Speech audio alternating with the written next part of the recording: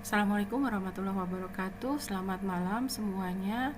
Eh, Hari ini kita akan diskusi tentang purchasing and supply strategi. Mungkin sebagian dari Anda itu eh, ragu gitu ya, kenapa tema purchasing and supply itu menjadi sesuatu yang penting dalam operation strategi. Nah, untuk menjelaskan itu, maka saya coba untuk mengingatkan, remind Anda tentang fenomena dari kesuksesan produk iPhone, produknya Apple ya.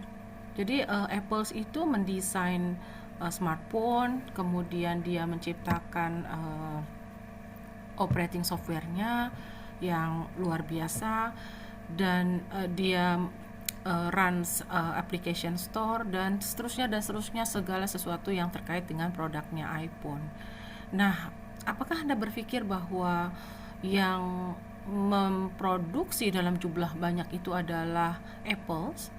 No, ternyata yang memproduksi, jadi uh, almost everything else itu diproduksi, ditangani ya, undertake by Apple suppliers. Nah, suppliersnya siapa? Dari hampir seluruh komponen produk-produknya Apple itu diambil dari 43 negara, kemudian dirakit oleh desain manufacturer dari Taiwan seperti Foxconn, Pegatron, Wistron, ya, Compal Electronic. Ini saya ambil dari berita-berita terkait dengan sepak terjangnya Apple. Dan pabriknya Apple itu di Cina, Brazil, dan India. Teknologi screen, ada produk smartphone-nya yang bisa dilipat ya, karena banyak konsumen mengeluh dengan layar yang kecil, sehingga kalau dilipat bisa menjadi produk produk smartphone yang enak dibawa ya, nggak lebar-lebar banget seperti notepad, tapi begitu konsumen butuh layar yang besar, itu bisa dibuka dan menjadi enak lah, nyaman. Nah, siapa tuh supplier dari Apple Screen? Ternyata Samsung. Kalau orang Indonesia bilangnya Samsung ya. Jadi ternyata Samsung itu adalah eksklusif suppliernya Apple khusus untuk screen. Nah, iPhone itu sebenarnya benar-benar United States product ya. Mereka yang mendesain, mereka yang develop produknya, didevelop oleh Apple di California, tapi yang merakit ya, yang merakit produk tersebut dalam jumlah yang sangat besar itu Cina. Ya. Kenapa mereka pilih Cina?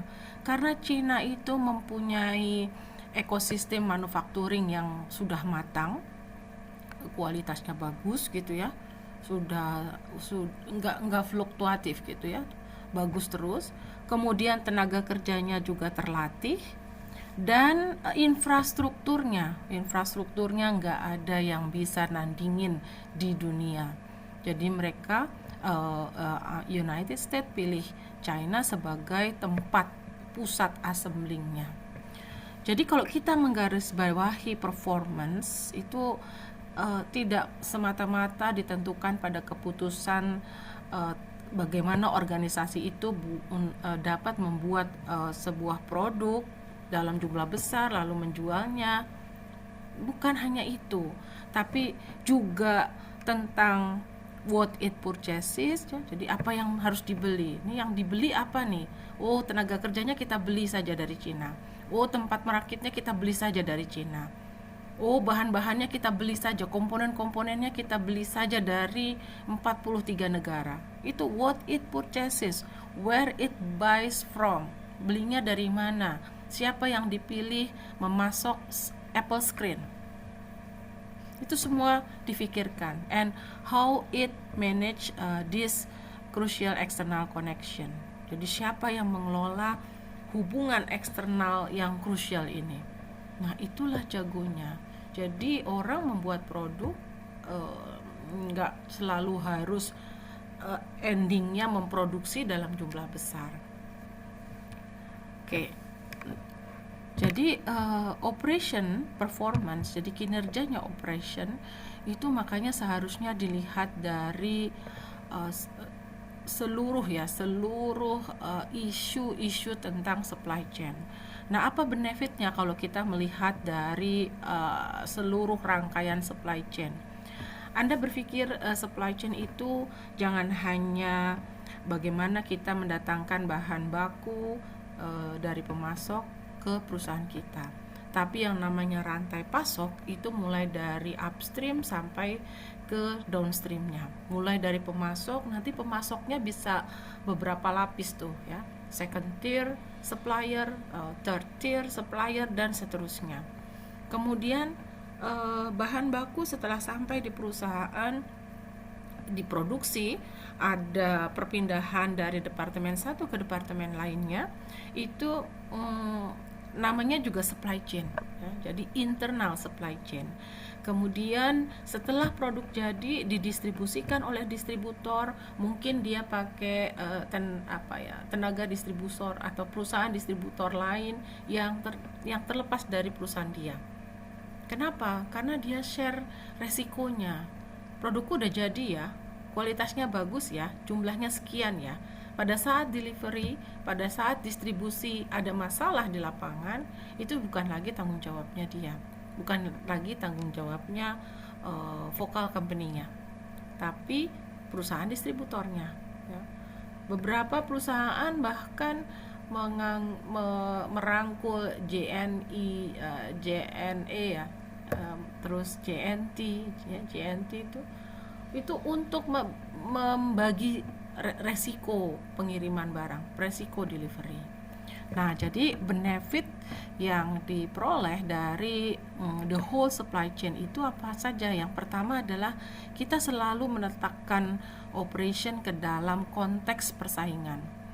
Kalau modelnya seperti ini, rantai pasoknya efisien nggak ya? Apa kita harus buat sendiri atau kita beli saja ya? Jadi apa yang harus kita lakukan sendiri, kita kerjakan sendiri, dan apa yang harus kita beli. Kemudian helps to identify the key players. Sebenarnya playersnya siapa aja sih? Supplier jelas, customer jelas, ada kompetitor. Kompetitor itu jadi key players nggak ya? Mungkin iya, kalau seandainya kita banyak lakukan re-engineering, kita mungkin menjadikan kompetitor itu sebagai benchmarknya kita sebenarnya. Kemudian ada lagi pihak yang lain, yaitu komplementer. Komplementer itu perusahaan-perusahaan yang melengkapi bisnis kita. Kalau nggak ada pelengkapnya, ini nggak jalan bisnis kita. Contohnya apa? Gojek, Grab itu adalah komplementer bagi banyak banget perusahaan-perusahaan Shopee ya. Shopee itu marketplace-nya. Dia perusahaan juga, perusahaan yang menyediakan tempat untuk berjualan dan tempat untuk bertransaksi. Perusahaan yang membuat produknya itu menjual produk lewat marketplace itu. Bisa Shopee, bisa Tokopedia, apapun ya. Kemudian mereka menggandeng lagi kurir kargonya ya, bisa Lalamove, bisa, itulah players itu yang perlu kita identifikasi supaya kita bisa mendesain supply chain kita dengan kompetitif konteks tadi, sesuai dengan konteks kompetitif persaingan. Kemudian kita bisa menggeser tekanan-tekanan kita dari yang short term ke yang long term. Nanti di bawah akan lebih dijelaskan ya. Kalau kita ingin yang long term, berarti kita harus memberikan perhatiannya kemana gitu ya, dibandingkan dengan yang short term. Kemudian berpikir operation itu dirubah ke yang sifatnya makro. Kalau kita mau besar, jangan berpikir lingkup supply chain yang mikro saja. Bagaimana kita mendapatkan bahan baku dari pemasok, lalu kita produksi, lalu kita akan mengirim menjual produk ini ke pasar. Itu mikro masih ya. Tapi kalau berpikir makro, siapa yang bisa kita gandeng di supplier? Modelnya apa? Modelnya kontrak atau modelnya partnership. Nah, ini kaitannya begini nih dengan long term tadi, geser tekanan kita ke short term menjadi long term. Kalau menjadi long term itu nanti kita menggandeng supplier itu dalam bentuk partnership, sehingga kita punya hubungan yang baik dengan supplier kita, dan dia akan menjaga kualitas produk yang dia kirim. Kalau dia suppliernya bahan baku, atau kalau dia supplier untuk urusan delivery, maka dia akan mendelivery dengan cara yang dengan tepat waktu. Maka kita berubah harus ke levelnya makro. Kemudian change the nature of the supplier-buyer relationship. Jadi kita perlu merubah sifat dari hubungan supplier-buyer. Kadang-kadang ada yang merasa bahwa kan saya yang beli, maka Anda harus ikut saya. Nah, itu suka arogannya seperti itu ya. Jadi tidak, bahwa sebenarnya adalah kita original equipment manufacturing itu juga sebenarnya tergantung sama supplier itu. Nah, jadi hari ini kalau tadi Anda bingung ya kenapa purchasing and supply strategi itu menjadi tema yang penting juga dalam operation strategi. Nah, nanti dari materi ini kita akan menjawab 6 hal ini ya. Jadi apa yang harus kita beli and supply strategi ya. Jadi strateginya apa untuk purchasing and supply, apa yang harus kita lakukan sendiri, kita buat sendiri, dan apa yang harus kita beli gitu ya. Kemudian bagaimana belinya, bagaimana melakukannya, mengerjakannya, apakah kita perlu kontrak atau perlu relationship, model yang relationship tadi ya. Kalau kontrak itu modelnya adalah kita ada order, kita pakai dia gitu ya. Tapi kalau relationship ini lebih kepada yang lebih tinggi lagi, modelnya ada partnership. Kemudian kita juga harus bisa memanage supply dynamics ya, karena ada fluktuasi, kemudian ada sedikit yang namanya isu bullwhip effect gitu ya.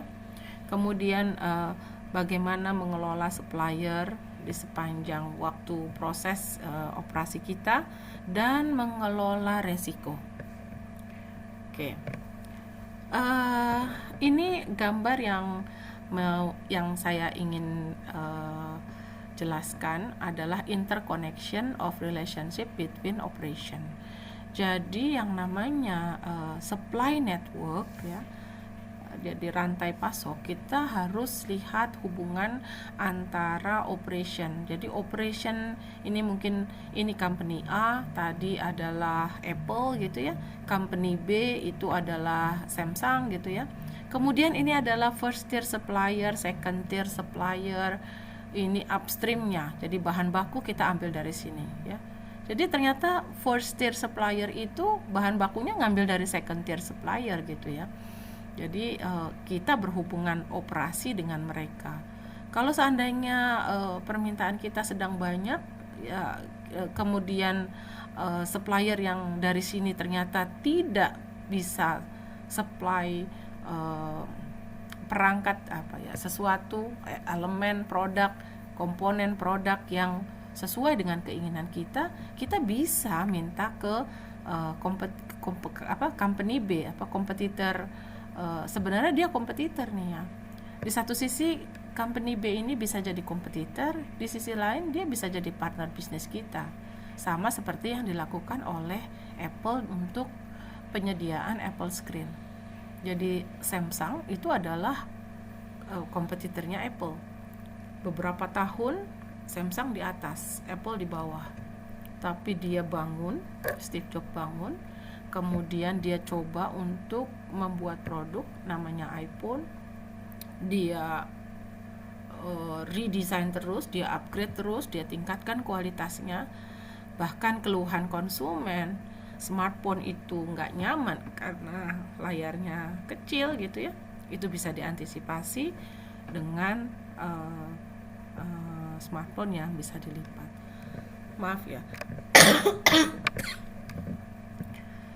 Nah, Kenapa kita adapt supply network perspektif ya? Kenapa perspektif rantai pasok, jaringan rantai pasok itu perlu kita adopsi?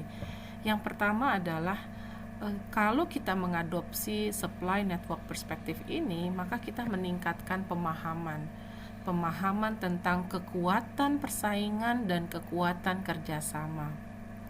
Nah, tadi saya sudah sampaikan bahwa Samsung itu adalah kompetitornya Apple, tapi di sisi lain dia bisa jadi komplementer. Nah, kita lihat ya, ada jaring value yang bisa dibentuk dari gambar ini. Ini focal company, perusahaan kita. Ada operation resources, ada market requirement. Mereka bekerja memproduksi misalnya gitu ya.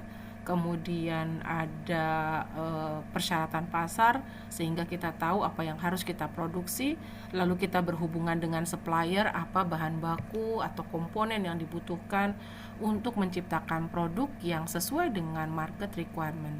Kalau sudah jadi, kita akan deliver itu ke customer. Nah, di sini ada kompetitor, di sini ada komplementer. Apa peran mereka? Bisa jadi kompetitor itu sumber inspirasi kita untuk mendapatkan ide. Jadi produk smartphone kita ini harusnya seperti apa sih? Samsung bikin kayak apa sih? Kok bisa menang kemarin? Kayak itu ya. Saya harus bikin yang seperti apa ya? Kan ada proses re-engineering ya. Re-engineering itu kita ambil produknya, kita bongkar, kita dismantling, kita pelajari kelemahannya, lalu kita bisa membeli. Lalu selanjutnya kita membangun kembali, membangun produk tandingannya, di mana kelemahan-kelemahan produk pesaing tadi yang sudah kita pelajari, itu kita tutup dengan produk kita. Nah, itulah yang dilakukan. Kemudian complementers itu perannya apa? Apa value yang bisa dibangun? Komplementer ini saya mau cerita Garuda Food ya. Garuda Food itu dia hanya fokus pada bagaimana memproduksi produk snack yang enak, bisa bersaing dengan Dua Kelinci, dengan Morinaga, dengan Mayora dari sisi harga dan kualitas. Dia nggak pernah berpikir bagaimana menjual produk tersebut. Jadi dia paksa PT SNS, mungkin dari teman-teman ada yang orang Garuda Food ya. Jadi dia paksa PT SNS untuk menjual produknya, harus bisa menjual produknya.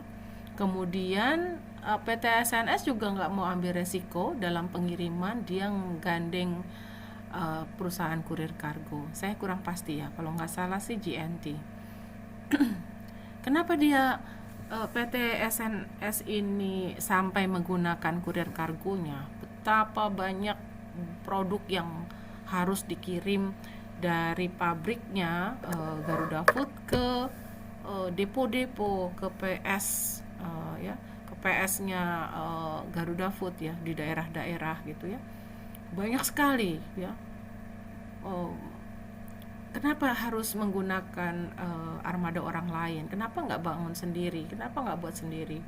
Karena biasanya punya sendiri itu kan akan ini ya, akan lebih murah gitu ya daripada sewa, daripada pakai jasa orang lain. Karena jasa orang lain itu tentunya apa ya, dia akan ambil untung. Kecuali yang kalau kita kirim ini adalah jumlah yang sedikit. Kalau jumlahnya banyak, bisa jadi kita akan untung kalau kita punya armada sendiri. Tapi kenapa itu dilakukan oleh Garuda Food ke PT SNS, lalu PT SNS ke perusahaan kurir kargo? Karena mereka tidak mau megang resiko sendirian. Ini cerita dari orang Garuda Foodnya sendiri ya, bahwa pada saat pengiriman produk-produk Garuda Food itu kan di kardus-kardus gitu ya, kemudian dia masukkan ke dalam kontainer. Nah, kalau yang pada saat loading ya, barang ke kontainer tadi, menyusunnya tidak baik, misalnya space-nya 7x8 ya, 56 meter persegi, 7x8 kali tingginya ya, misalnya gitu ya. Kemudian nyusunnya itu ketingginya gitu ya. Tapi di sebelah sini ada space kosongnya. Begitu di laut, misalnya perjalanannya ke dikirimnya ke Kalimantan, bisa ke Sintang, ke mana, Sanggau gitu ya, itu kan semua lewat laut itu ya, ke ke ke Tapang ya, itu kan semua lewat laut. Nah, dalam kondisi cuaca seperti ini di mana ombak itu 4 meter, maka kapal itu akan sangat uh, turun naik ngikutin gelombangnya ombak. Nah, kecenderungannya barang-barang kalau disusunnya seperti itu tidak, kalau memang kontainer itu nggak bisa penuh barangnya, misalnya ya ada space, jangan dibiarkan kosong sebelah sisinya gitu ya. Jadi jangan disusun meninggi, tapi melebar mengikuti luas dari alasnya si ini kontainernya. Kalau meninggi begitu goyang dia akan rubuh. Begitu roboh si kardusnya ini akan rusak. Kalau sudah rusak PS-nya nggak mau beli. Jadi PS itu adalah perusahaan, saya lupa ya singkatannya ya. Jadi adalah perusahaan yang perusahaan besar yang menjadi apa ya istilahnya ya. Dia yang beli produk-produknya Garuda Food, kemudian dari dia baru dijual lagi ke retail-retail yang lebih kecil. Yang kedua, kenapa kita harus adapt supply network perspektif? Yang kedua adalah the idea of the business ecosystem. Jadi kita seringkali dapat ide itu dari ekosistem, dari bisnis-bisnis yang ada di sekitar kita ya. Jadi the economic community produces goods and services of value to customer who are themselves member of the ecosystem. The members organism also include supplier, competitor, complementer, and other stakeholders. Over time, they co-evolve their capabilities and roles and tend to align themselves with the direction set by one or more central companies. Jadi si stakeholder tadi bisa suppliernya yang memberikan saran, bisa kompetitor, bisa komplementer. Itu kadang-kadang tanpa sengaja atau mereka memang sengaja memberikan ide. Lebih baik sekarang yang ini saja. Kayak misalnya Oki jelly drink, begitu besar permintaan Oki jelly drink di wilayah Kalimantan Barat. Ya, jadi itu ada suppliernya yang kompetitornya bilang bahwa di daerah Kalimantan itu dilalui khatulistiwa gitu ya, jadi panas sekali, jadi minuman-minuman segar itu laku di sana, misalnya seperti itu. Yang ketiga, kenapa kita adapt supply network perspektif? Karena confront the operation with its strategy resource option. Jadi kadang-kadang gini ya, vocal operation itu perlu extend dari integrasinya. Nah, agar dia dilayani dengan baik oleh suppliernya, biasanya dia lakukan yang namanya partnership. Itu namanya vertical integration decision. Jadi dia integrasi ke depan untuk mendistribusikan. Jadi seperti Garuda Food itu sama PT SNS itu bagian akhirnya menjadi bagiannya si Garuda Food ya. Jadi itu namanya forward integration. Jadi istilahnya kita caplok ya. Caranya gimana sih? Biasanya kita pasok dulu sih, kita berikan modalnya untuk mendirikan bisnis itu. Lama-lama dia menjadi PT sendiri. PT saya nggak tahu ya, PT SNS ini ada di dalam Garuda Food atau enggak ya. Nah, kemudian yang supplier juga gitu. Untuk memastikan supplier ini hanya memasok atau mengutamakan pasokannya ke Garuda Food, maka si suppliernya dicaplok lagi sama dia. Itu namanya vertical integration. ya. Jadi kita kuasai si pemasoknya itu agar pasti bahwa produk-produk dia yang bahan-bahan baku dia yang berkualitas itu hanya dideliver ke Garuda Food, ya. Nah, yang terakhir, alasan yang terakhir adalah highlight the operation to operation nature of business relationship. Ya, jadi kalau yang relationship yang tradisional itu terlihat customer supplier relationship. Tapi sekarang ini we are concerned with the flow of goods and services between operation. For that chain operation, the important question are not how can I sell to my customer, ya, bagaimana saya dapat menjual ke customer, bagaimana saya get supplies dari supplier, bukan ke situ, tapi lebih kepada how can my operation help my customers operation to be more effective. Jadi bicaranya sudah sampai ke situ.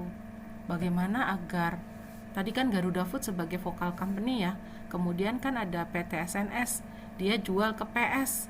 PS ini adalah perusahaan yang membeli produk-produk Garuda Food untuk di daerah-daerah yang jauh dari pusat kota gitu ya. Nah, dia jadinya apa ya? Distribusi besarnya gitu ya. Nah, bagaimana caranya supaya si PS-PS ini yang ada di Sintang, yang ada di Ketapang gitu ya, Sanggau, itu bisa ya to be more effective operationnya. Nah, gimana caranya? Dia akan si Garuda Food akan memikirkan PT SNS-nya ya, karena distribusinya di PT SNS akan memikirkan setting diskon. Jadi Bapak, Ibu, orang PS nih ya, diberi informasi kalau mau dapat diskon gini, pembeliannya harus begini. Daripada Bapak Ibu cicil-cicil setiap bulan ini, Bapak banyakin, nanti Bapak dapat diskon ini. Bapak lakukan A, nanti Bapak dapat reward ini. Jadi itu yang dipikirkan, how can my operation help my customer operation to be more effective, and how can my suppliers operation help my operation to be more effective. Jadi bisa membantu operasi saya dengan lebih efektif. Gimana caranya? Kita akan berpikir bagaimana supaya supplier operasi di supplier kita itu bisa membantu operasi vokal operationnya Garuda Food itu lebih efektif. Ya, kalau sekarang tuh ada sistem barcoding yang align dengan supplier. Jadi supplier itu nggak perlu dikasih informasi harus kirim barang atau bahan baku A, B, C, D. No, dia bisa lihat dengan aplikasi yang dibangun, supply network yang dijalin, dia bisa melihat bahwa bahan baku A sudah mau habis, tinggal sekian. Berarti dia waktunya untuk pasok lagi. Bahkan kadang-kadang sampai di situ. Maka dalam rantai pasok itu perlu ada trust gitu ya. Nah, dalam relationship ini ada model diadik dan triadik ya. Yang diadik ini relationship is focused on the individual interaction between two specific operation in the supply network. Jadi kalau di perusahaan-perusahaan manufaktur biasanya sih diadik ini ya. Jadi ini vokal operationnya, kemudian ini suppliernya. Mereka ada hubungan timbal balik gitu ya. Juga dengan customernya, diadik interaction. Tapi kalau di bisnis jasa ya, triadic relationship is especially relevant in service supply network. Contohnya ini ya, airline. Ya handling baggage handling itu gak usah dipikirkan sama maskapai penerbangan apa Lion Group gitu ya, atau Pelita Air gitu ya, Pelita itu apa ya, Pertamina gitu ya, Garuda, gak usah. Jadi pakai agent aja, agent yang khusus menangani penanganan bagasi ya. Jadi triadic itu membiarkan passenger koneksi dengan baggage handling agent ya. Jadi dia bisa berhubungan. Tapi ini hati-hati ya, bisa berbahaya juga karena ada bisa nikung juga gitu ya. Oke. Nah, ini model seperti ini food delivery, GrabFood ya, GoFood ya. Ini restoran burger, ini restoran pizza ya. Ini konsumennya dia bisa order ke sini pakai food delivery apa. Nah, ini yang dimaksud dengan tradingnya. Nah, ini juga ya gambaran dari trading ya. Kita melibatkan pihak lain yang kita sebut dengan komplementer masuk ke dalam bisnis kita. Jadi kalau kita urus delivery-nya juga, kita akan terlalu banyak effort ya yang harus kita keluarkan.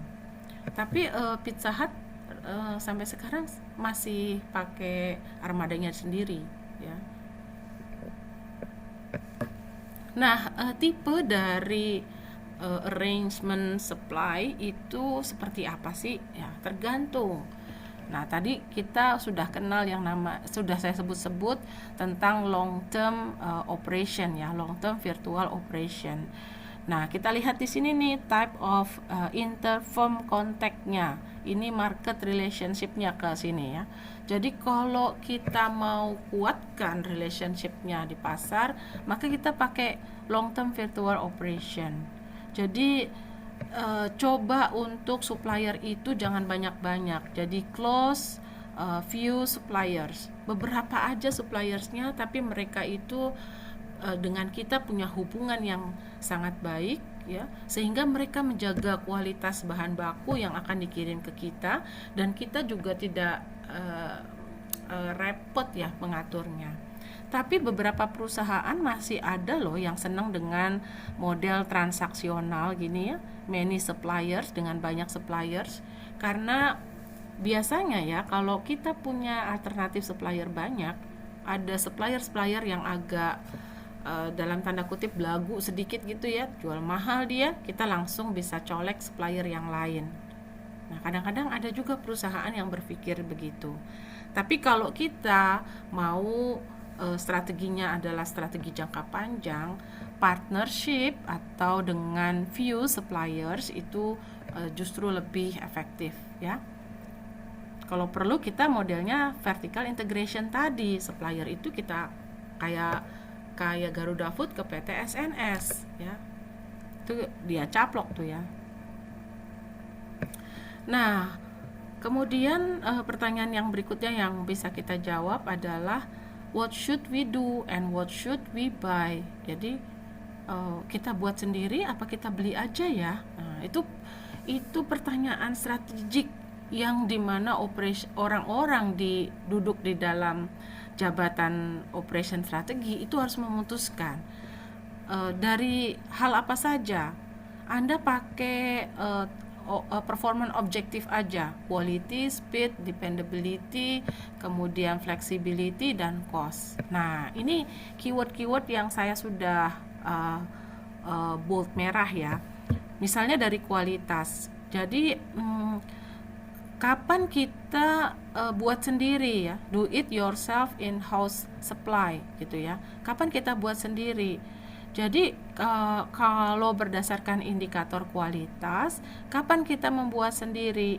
Kalau easier to trace in-house. Jadi the origin of any quality problems itu mudah untuk di-trace di pabrik kita.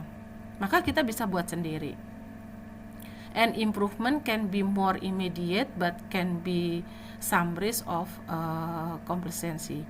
Jadi improvementnya dapat segera kita lakukan ya, itu dari karena tadi mudah di trace. Jadi kalau untuk kepentingannya itu maka kita lakukan sendiri. Nah, kemudian masih dalam indikator kualitas, kapan kita ambil dari outsource aja? Ini supplier may have specialized knowledge and more experience. Jadi kalau memang Apple merasa bahwa screen layar lebar yang bisa ditekuk, yang teknologinya bagus banget, tampilannya bagus, kemudian layarnya nggak pecah. Saya kurang begitu paham soal teknologi smartphone ya. ya nggak usah effort terlalu besar. Apple membuat sendiri screen-nya. Dia bisa menggandeng Samsung untuk menyediakan Apple screen-nya. Terus kalau dari indikator speed, ya, kita buat sendiri apabila kita ingin synchronize jadwal, synchronize beberapa aktivitas. Kalau kita merasa kita bisa mensinkronis beberapa aktivitas sehingga itu menjadi lebih efisien, maka kita buat sendiri. Tapi kalau speed of response can be built into the supply contract where commercial pressure will encourage a good performance, maka kita outsource saja, ya. Jadi ternyata tekanan-tekanan komersial dapat mendorong performance yang lebih baik, ya. Maka kita outsource saja. Di deliver pakai ini, menggunakan teknologi ini dari sini. Nah, itu penyediaannya lebih cepat gitu ya. Kemudian penyesuaian teknologinya lebih cepat. Nah, kita outsource saja, jangan develop sendiri. Kemudian dari keyword dependability itu sama reliability, ya.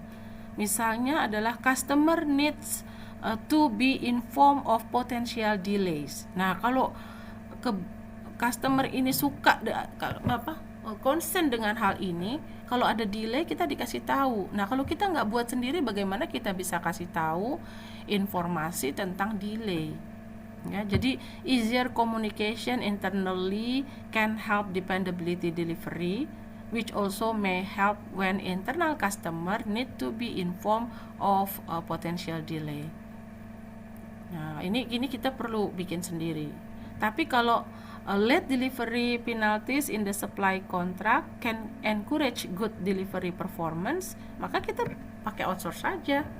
Kalau Anda deliverynya terlambat, Anda akan dikenakan penalti. Kita tulis di supply contract kita. Aman, produk kita nggak akan late sampai di tangan siapa? Konsumen, mungkin konsumen akhir gitu ya. Terus yang keempat, flexibility. Kita akan bikin sendiri jika closeness to the real need of a business. Jadi kalau kita butuh ini, kedekatan kita dengan kebutuhan yang real dari bisnis, kita harus bikin sendiri. Tapi kalau outsource supplier are likely to be larger and have wider capacity. Jadi kalau memang dia punya kapasitas yang lebih besar, kemudian karena kapasitasnya besar dia bisa terapkan economies of scale, ya kita perlu outsource, ya. Jangan dipaksakan. Kalau kita paksakan kita produksi sendiri, akhirnya biayanya akan mahal. Lalu cost. In-house operation give the potential for sharing some cost such as research and development or logistic. Nah, jadi kalau kita bisa sharing beberapa macam cost ini dari beberapa produk kita, ya kita buat sendiri. Tapi kalau probably the main reason why outsourcing is so popular, outsource companies can achieve economies of scale and they are motivated to reduce their own cost. Nah, jadi kalau kita pakai perusahaan lain, nah saya cerita lagi nih. Jadi Garuda Food itu punya PT SNS, tapi PT SNS ini perusahaan distributor yang menjual produk dari Garuda Food. Tapi si PT SNS ini nggak hanya mendeliver atau menjual produk-produk Garuda Food, dari EBET juga dia terima. EBET itu ini Prediasur yang bukan produknya Garuda Food. Jadi dijual juga sama PT SNS dan beberapa produk lain yang saya sering dengar kasusnya kalau mereka lagi ngadakan ini ya konsultasi dengan saya, itu ada masalah dengan PT EBET itu yang merupakan ini Pediasur tadi ya. Nah itu jadi dia bisa ciptakan ekonomi scale karena pengiriman itu banyak, nggak hanya Garuda Food. Jadi satu kontainer itu dengan Garuda Food nggak habis, masih ada space untuk naruh barang, maka dia akan ambil dari perusahaan lain sehingga cost-nya bisa ditekan, bisa di reduce ya, bisa economies of scale bisa tercapai. Nah, scope operation, keputusan ya, lingkup keputusan dari operation harus memuat strategic level dan operation level atau operation scope. Anda lihat ini ya. Kalau di strategic level ini the vertical integration decision. Apakah kita mau tadi ya istilahnya saya bilang caplok ya. Apakah kita mau caplok benar-benar PT SNS tuh Garudanya tuh ya, Garuda Food, udah deh PT SNS jadi milik kita aja, itu vertical integration yang forward. Atau suppliernya, misalnya kacang atom Garuda ya, pabrik kacangnya itu kita caplok jadi milik kita, itu vertical integration dan itu strategic level, long term strategic ya. Kemudian key questionnya, how much of the supply network do you want to own? Seberapa besar, seberapa banyak supply network, baik yang tadi backward maupun yang forward, itu mau seberapa banyak yang mau kita kuasai kalau kita mau vertical integration. Kemudian assessing the strategic attractiveness of your position in the supply network. Kita perlu menilai ya strategic atraktifnya dari position kita di supply network. Tadi kalau kita vertical integration, kita nilai kita dapat apa, kita dapat seberapa besar. Nah, faktor-faktor yang termasuk di dalam strategic level adalah supply network structure-nya, strategic ambition-nya, ambisinya seberapa besar, akuisisi, kapabilitas akuisisinya ya, mungkin landscape dari persaingan ke depan, kemudian resiko dari lack of knowledge gitu ya, kemudian profitability potensialnya.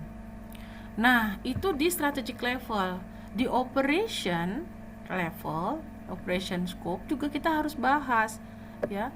Jadi biasanya ini ya usually called the do or buy decision. Jadi mau produksi sendiri atau mau beli aja.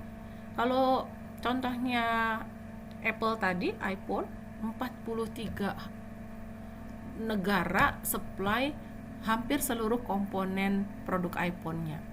Ya. Do you want to do it yourself or outsource gitu ya, outsource it. Kemudian assessing the attractiveness of doing activities in-house or out-house. Jadi kita perlu nilai tuh mana sih lebih untung yang mana, kita produksi sendiri atau kita outsource aja ya. Ini sebenarnya bisa diterapkan di semua level bisnis ya. Misalnya Anda punya perusahaan garment, permintaan Anda banyak, atau mereka sebenarnya permintaannya nggak banyak-banyak banget, tapi saya mau fokus ke apa gitu ya. Jadi bagian produksi saya, bagian perakitan saya lempar aja ke tempat yang lain dan seterusnya. Nah, kalau di level operation, faktor-faktor yang termasuk adalah availability of supplier capability and capacity. Jadi di level operation, suppliernya, ketersediaan suppliernya ada, kapabilitas dan kapasitas mereka gimana, skill dan knowledge-nya gimana, kemudian cost in-house versus cost out-house, lebih murah mana, kemudian effect on customer delivery-nya, apakah lebih cepat, kalau lebih cepat kita perlu outsource kah gitu ya. Potential for operation improvement, ada kemungkinan improvement di operation atau tidak ya.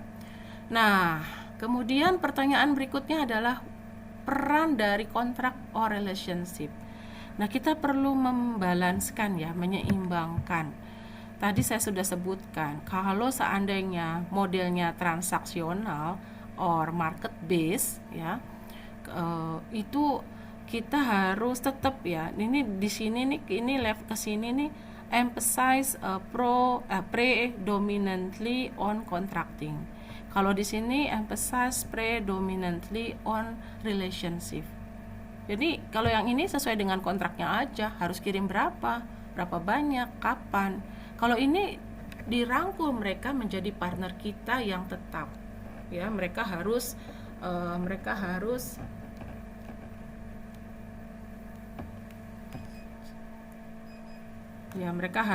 supply bahan baku sesuai dengan perjanjian, gitu ya.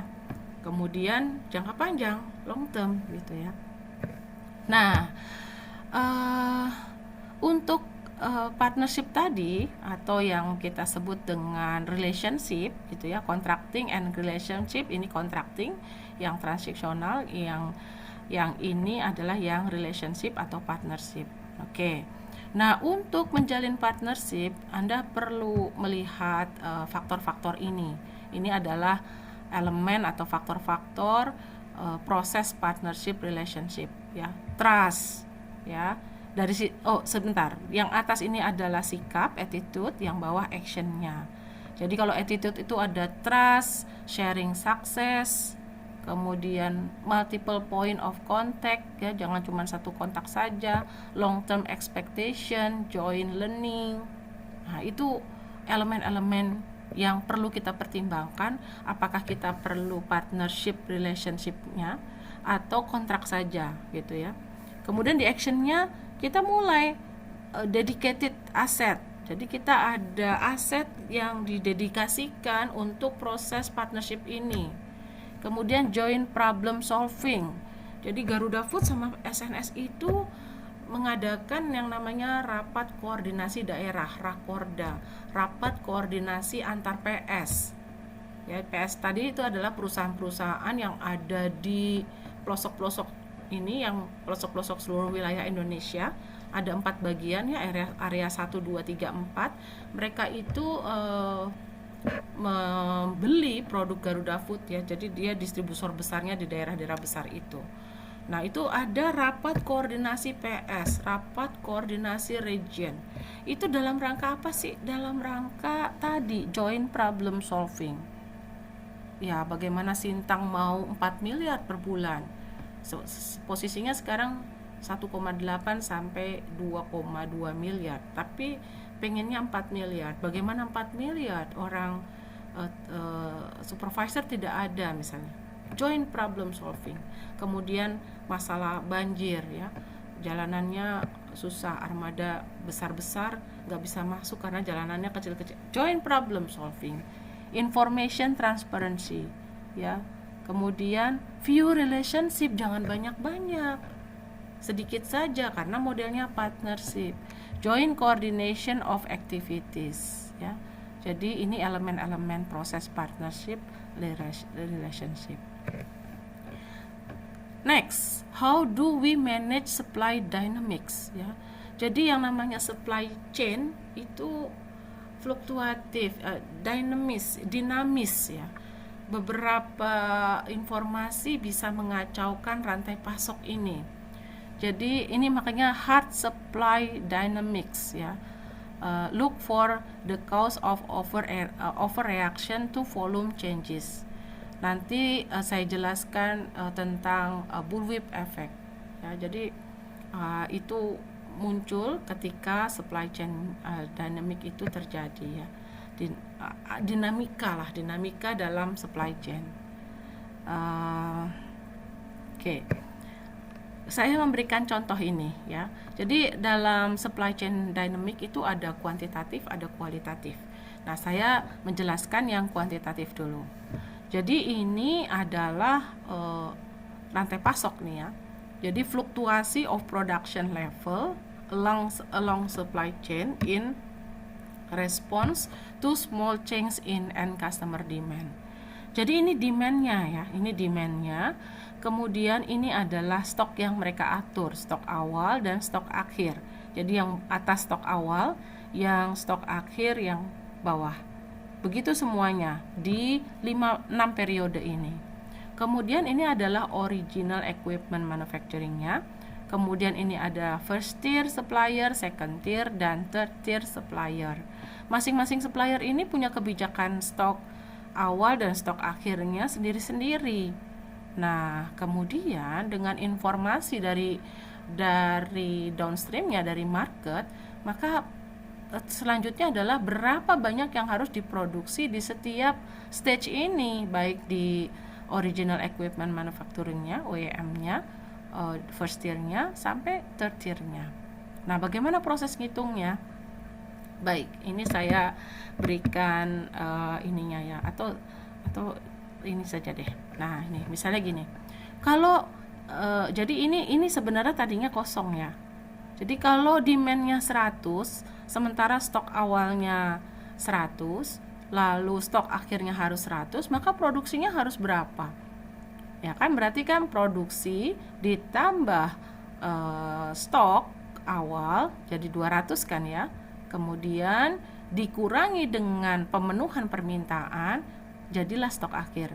Jadi 200 dikurang, lalu dari 200 itu kita pakai untuk memenuhi permintaan yang 100, maka stok akhirnya 100.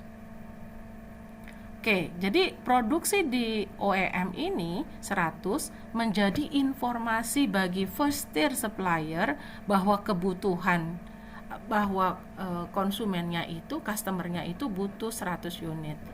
Nah, jadi balik lagi nih, berapa yang harus diproduksi? Ini kan informasi yang udah ada ya.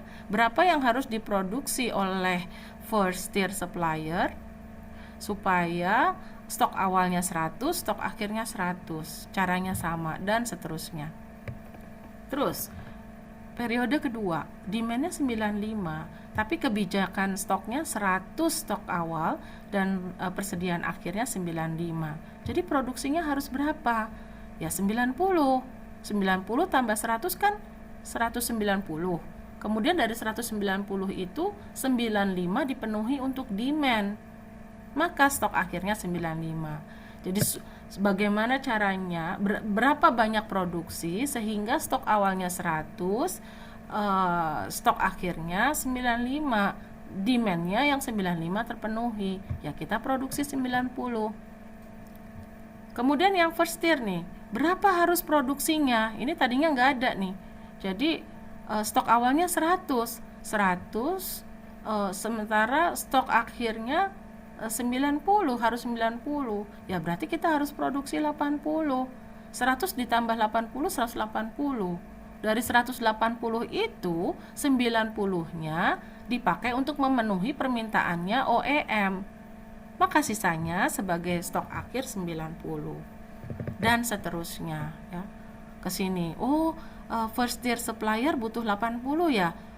Second tier supplier stoknya 100. Stok akhirnya harus 80. Jadi saya harus produksi berapa? Ya 60.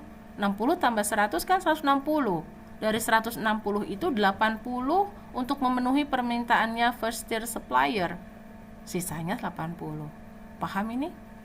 Nah, ini fluktuasi level produksi dari kelompok-kelompok ini ya.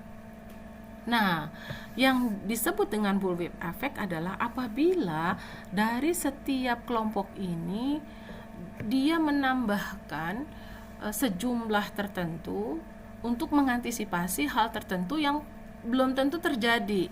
Misalnya gini ya, di periode 3 itu demand-nya 95. Kemudian pasar mintanya 95, tapi original equipment manufacturing-nya ini nggak yakin bahwa nanti kalau tambah jadi 150 gimana, tambah jadi 100 gimana, maka dia tambahin produksinya ya, kalau supaya kita bisa pasok 100. Nah, ini kan 95 sebenarnya. Supaya kita bisa pasok 100, berarti kan di sini kita harus tambahin bukan 95. Ya kan? Jadi 100 di sini, akhirnya produksinya 100. Nah, kemudian di sini 100 sama si first supplier, apa benar cuma 100, tambahin 10 deh. Jadinya akhirnya ditambahin 10, ya. Nah, itulah yang disebut dengan bullwhip effect. Ya, quantitative supply chain dynamics. Nanti Anda coba isi di sini dengan konsep yang tadi saya jelaskan di sini ya. Kemudian jangan lihat ya, supaya Anda tahu gitu ya caranya bagaimana. Nah, sekarang yang supply chain dynamic tapi yang kualitatif Nah, jadi kalau yang kualitatif di sini ada operation performance, di sini ada market requirements. Anda lihat nih ya, ini ada operasi A, B, dan C ya. Nah, ini kita akan muncul market perception gap nih. Ini kita mulai boleh dari sini. Misalnya apa yang A inginkan, what A wants gitu ya. Kemudian ini what B thinks A wants ya. Jadi apa yang B pikirkan dari apa yang diinginkan A.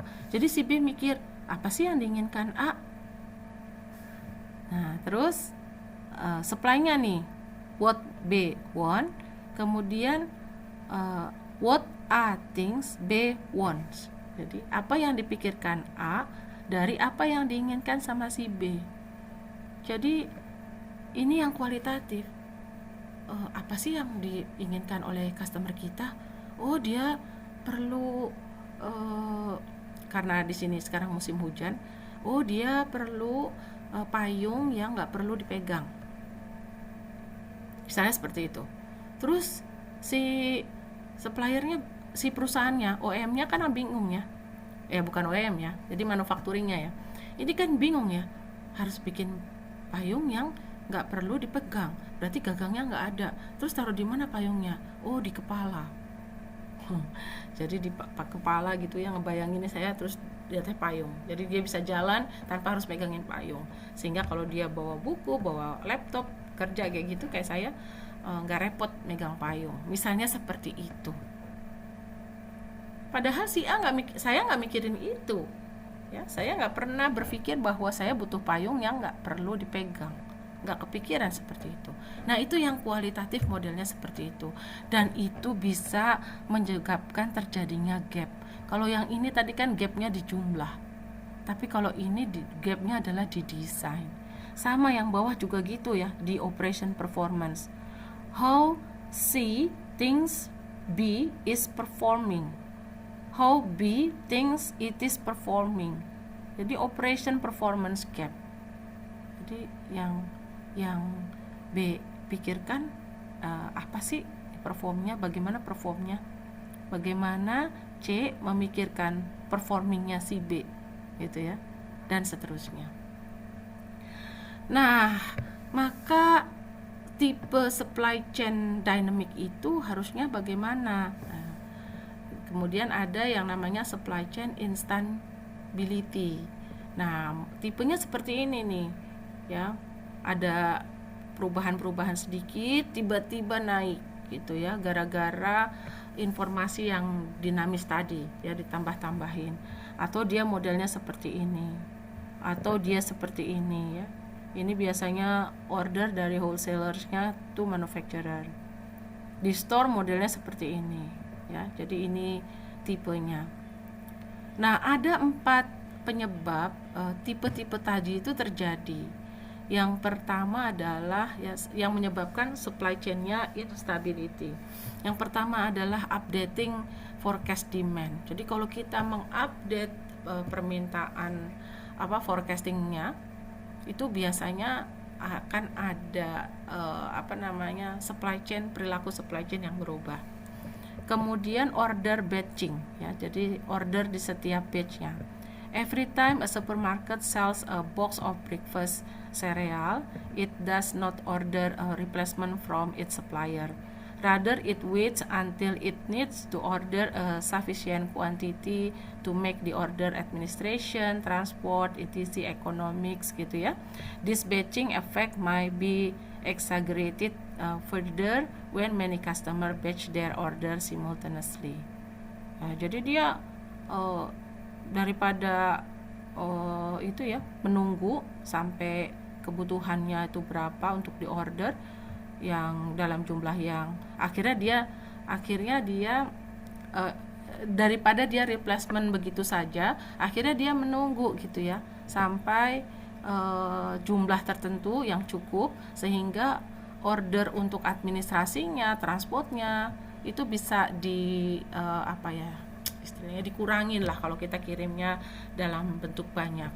Nah, tapi ternyata customer ya many customer batch their order simultaneously. Ternyata yang lain juga begitu, sehingga perilaku penambahan order akan terjadi.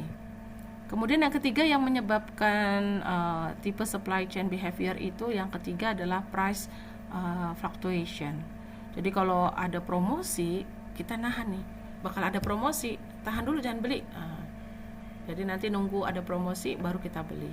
Nah, yang kayak begitu itu biasanya nanti akan numpuk, ya. Kemudian rationing and shortage gaming. This cause of supply chain distortion occurs when a supplier ration supplies to its customer. If the customer are aware this is happening, it is in their interest to place a larger order in the hope that they will still get what they need even after the order has been rationed down, gitu ya. Jadi kalau memang bisa kita dengan alasan-alasan rasional gitu ya, jadi kita bisa menunggu dulu, menunda kita membeli. Nah, nextnya adalah how do we manage supply network over time. Bagaimana sih kita mengelola supply network over time? Ada 4 model ya. Single channel. Kalau single channel ini kita punya store yang offline, kemudian kita juga punya yang online. Nah, kita keep nih masing-masing dan kita operasikan secara terpisah. Itu yang single channel. Walaupun kita punya online dan offline, tapi ini dianggap single channel, disebut single channel karena mereka mengoperasikannya secara terpisah. Terus yang multi channel, dia sebenarnya menyediakan yang offline dan online. Yang online-nya ada beberapa macam, lewat telepon, lewat aplikasi, sosial media, lewat web ya. Tapi si perusahaan ini melayaninya berdasarkan customernya. Jadi customer yang mana nih yang dilayani di offline, yang dilayani lewat telepon, lewat aplikasi, lewat sosial media. Bukannya diintegrasikan, tapi jadi yang multi channel itu setiap channel secara spesifik melayani targeted customer segment yang mana. Kalau yang cross channel ini dia sudah mulai mengintegrasikan. Jadi integrated high street store nih, katakanlah store yang ada di jalan, yang buka toko di jalan sebagai initial bisnisnya. Kemudian dia juga punya pelayanan lewat telepon, lewat aplikasi, lewat sosial media, dan lewat web. Nah, itu yang cross channel. Jadi siapa saja boleh gitu ya, lewat manapun. Si store ini adalah initial bisnis dia, kemudian dikembangkan dengan yang online-nya. Nah, yang terakhir yang omni channel, yang sekarang harusnya banyak diterapkan.